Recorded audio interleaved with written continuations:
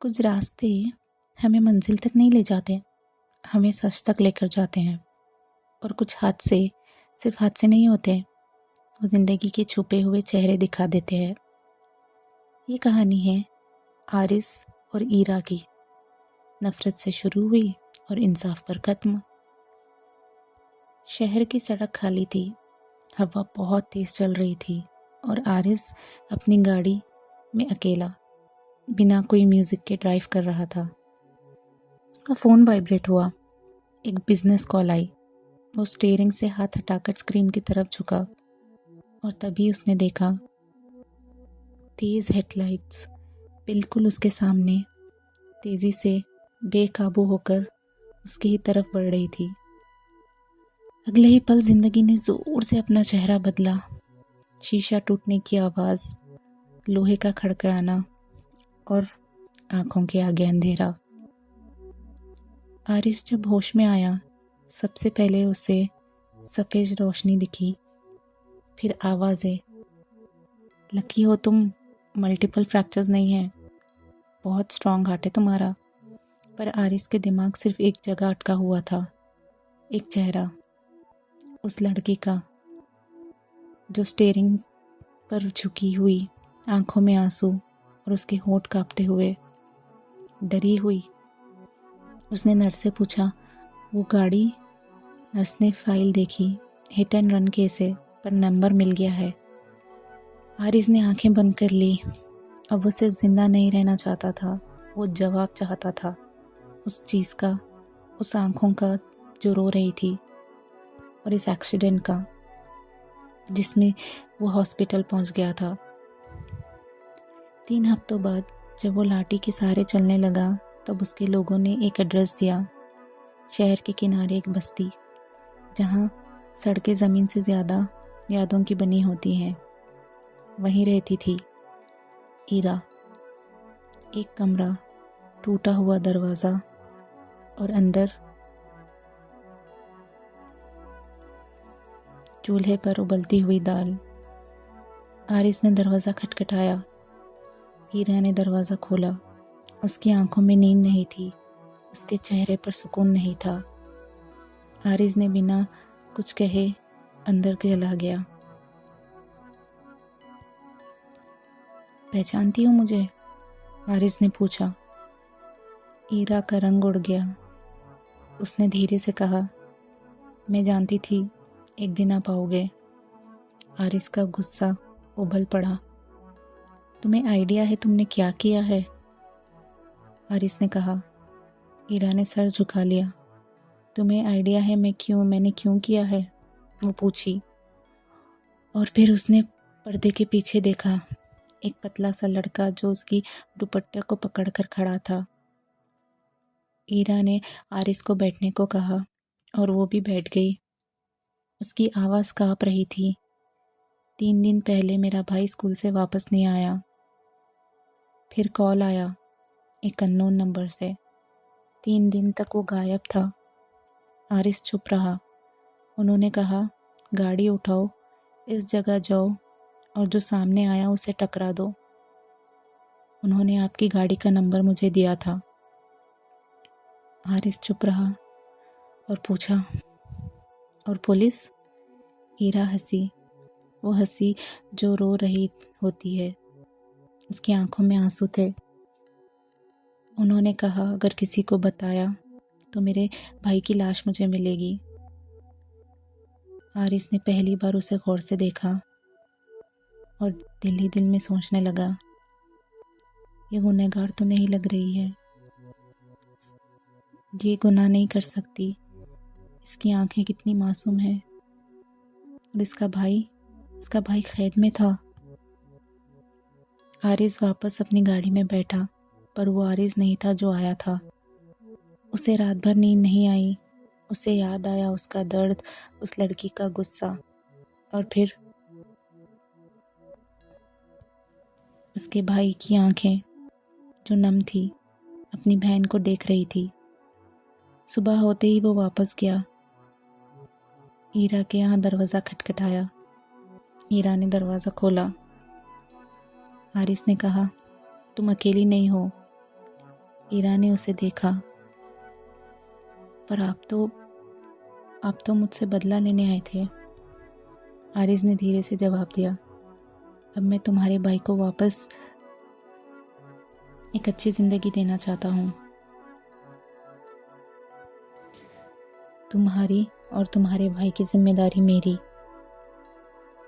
ये कहकर उसने ईरा के भाई के सर पर अपना हाथ रखा और उसने ये भी वादा किया कि जिन्होंने भी ईरा को ये काम करने पर मजबूर किया है उन्हें वो छोड़ेगा नहीं। यहाँ से कहानी तेज़ होने लगती है। यहाँ से कहानी गहरी होती जाती है। कॉल्स ट्रेस होते हैं, कैमरास दिखाए जाते हैं, पुराने रिकॉर्ड्स निकाले जाते हैं और धीरे धीरे एक नाम नहीं, एक नेटवर्क सामने आता है।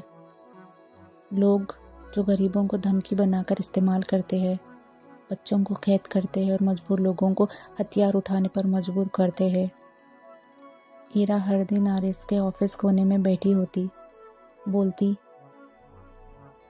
कि वो इंसाफ देखना चाहती है, अपने भाई के लिए और उसके खुद के लिए और आरिस के लिए।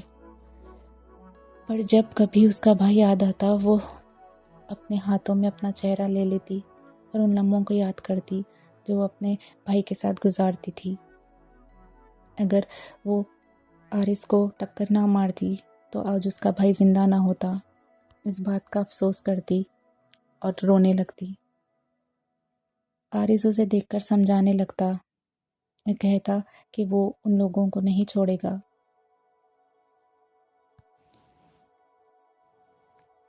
कभी कभी आरिस ईरा के लिए चाय मंगवाता, स्नैक्स मंगाता और उससे फाइल रखने या पूछने के बहाने उससे बात करने की कोशिश करता। तुम्हारा भाई क्या पसंद करता है? आरिस ने पूछा।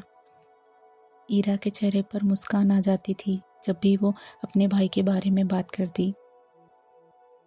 मेरा भाई बस मेरी दुनिया है। वो इतना छोटा और मासूम है। वो कहानियों की दुनिया में रहता है और जब मैं उसे कहानी सुनाती हूँ ना तो बीच में बोलता है आगे क्या हुआ। आरिस ने धीरे से कहा। अच्छा है वो कहानियों में जीता है।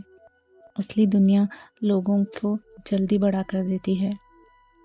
उस दिन के बाद वो सिर्फ केस नहीं था, वो दो लोग थे जो एक ही डर को अलग हिस्से से देख रहे थे। एक रात एड्रेस मिल गया उन लोगों का जिसने ईरा के भाई की ये हालत की थी।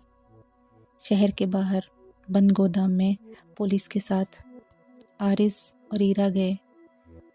दरवाज़ा खुला और अंदर एक कोने में कई दूसरे मासूम बच्चे जिंदा थे, डरे हुए थे।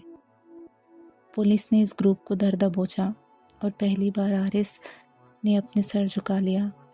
ईरा की आंखों में खुशी के आंसू आ गए क्योंकि आज आरिस का बदला पूरा हो रहा था, पर उसके तरीके से नहीं, इंसाफ के तरीके से। कई सबूत, कई गवाह, कई कॉल रिकॉर्ड्स निकाले गए। वो लोग जिन्होंने एक्सीडेंट प्लान किया था अब खुद प्लानिंग के बीच फंस गए थे। आरिस के एक्सीडेंट का केस बंद हुआ, अखबार छपे, सब में आरिस, ईरा और उसके भाई का जिक्र था।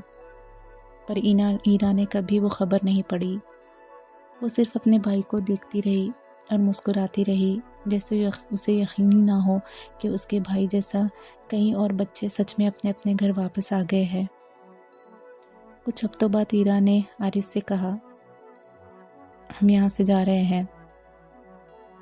आरिस उसे बहुत कुछ कहना चाहता था पर वो चुप रहा क्योंकि वो जानता था कि ईरा की ज़िंदगी सिर्फ उसके भाई से है। यहाँ हर चीज़ हमें बस वो डर याद दिलाती है जिससे मैं मेरे भाई से मोहब्बत करती हूँ और उससे जुदा नहीं रह सकती। ईरा ने कहा। कमरे में खामोशी थी।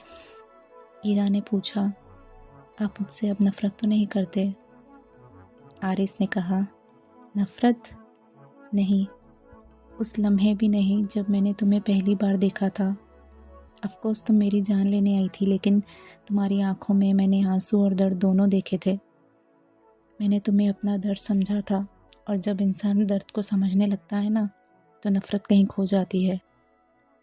ईरा की आंखें भर आई। और वो लौटकर चली गई और आरिस उस सड़क पर खड़ा रहा जहाँ कहानी शुरू हुई थी। कुछ महीने बाद शहर के बाहर एक छोटा सा स्कूल था, गरीब बच्चों के लिए। वो आरिस का प्रोजेक्ट था जिसमें उसने ईरा को हेड बनाया था। उसका भाई भी वहाँ पढ़ता था और हर शाम वो तीनों गेट के पास खड़े होते। ना तो कोई अमीर होता, ना गरीब होता, ना मजबूर होता। सिर्फ 3 लोग होते जो एक टूटी हुई सड़क पर मिले थे और एक सीधी जिंदगी बना रहे थे। कभी कभी मोहब्बत, फूल और वादे एक जैसे नहीं होते। कभी कभी मोहब्बत होती है जब कोई अपने गुनाह के पीछे का दर्द देख ले और फिर भी आपके साथ खड़ा रहे। ये कहानी एक्सीडेंट से शुरू हुई है और इंसाफ पर ख़त्म।